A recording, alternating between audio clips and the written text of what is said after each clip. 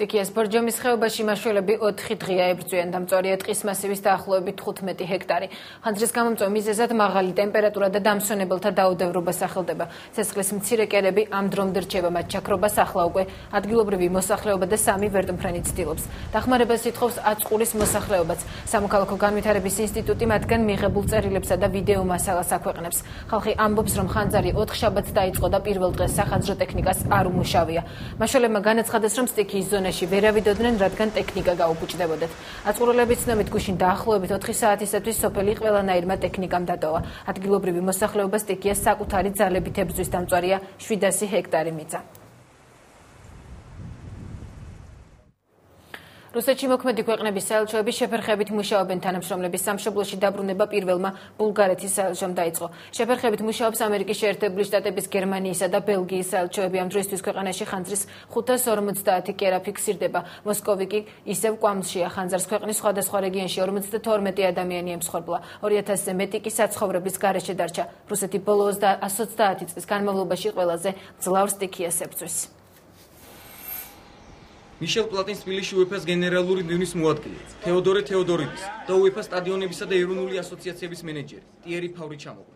UEFA-ს დელეგაციასთან ერთად თბილისში ჩამოვიდა მიშელ პლატინის პირადი სტუმარი ჟან-ლუი ჟენოვეზიც. პირველი კომენტარი რუსეთში ხანძარი კვლავ მძვინვარებს, განსაკუთრებით მძიმე ვითარებაა ქვეყნის სამხრეთ რეგიონებში. ჩუვაშიის რესპუბლიკიდან 450 ადამიანის ევაკუაცია მოხდა, რადგან ხანძარი ქალაქ ჩებოქსარებს უახლოვდება. რუსეთის საგანგებო სიტუაციათა სამსახურის ინფორმაციით, ამ დროისთვის რუსეთის სხვადასხვა რაიონებში ხანძრის 550 კერა ფიქსირდება, მათ შორის 49 მოსკოვთან ახლოს მძვინვარებს.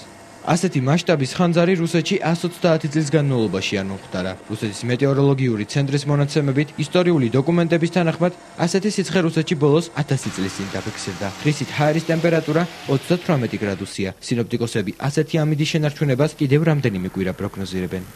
ივდელის რაიონის სატყეო სამსახურის დირექტორი ალექსანდრ კონტამიროვი ამბობს, რომ ხანძრის ჩაქრობისთვის საჭირო აღჭურვილობა უკვე მოძველებულია.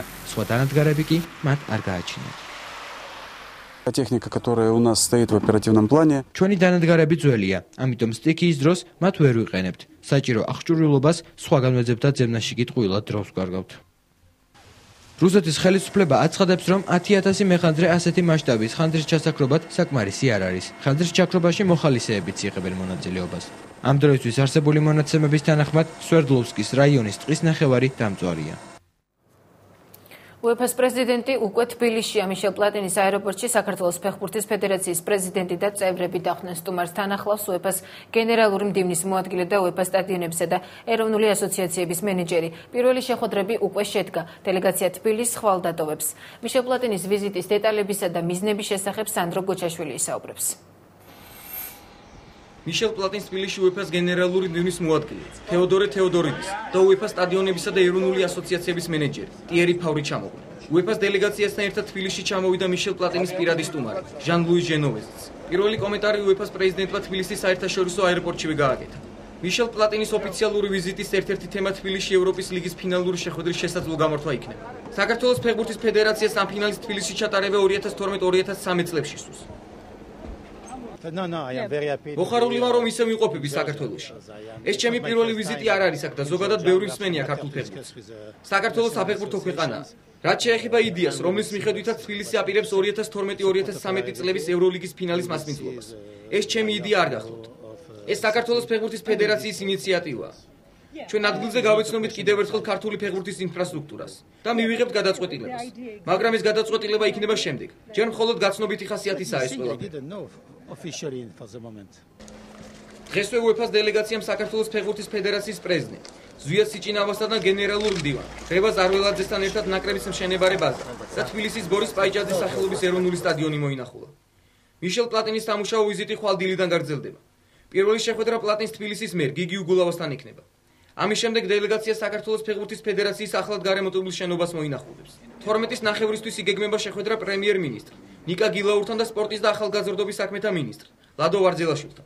ხვალ იქნება შეხვედრები 10-ის ნახევარზე ქალაქის მერთან და მინისტრთან, მერე იქნება შეხვედრა პრემიერ-მინისტრთან და UEFA ამას დაადასტურებს, რომ მზად არიან თანამშრომლობ საქართველოსთან იმისთვის, რომ 2012-ში ან 2013-ში, როდესაც ჩვენ ვიქნებით მზად, ანუ ქალაქი იქნება მზად, ჩატარდეს თბილისში ეს ღონისძიება.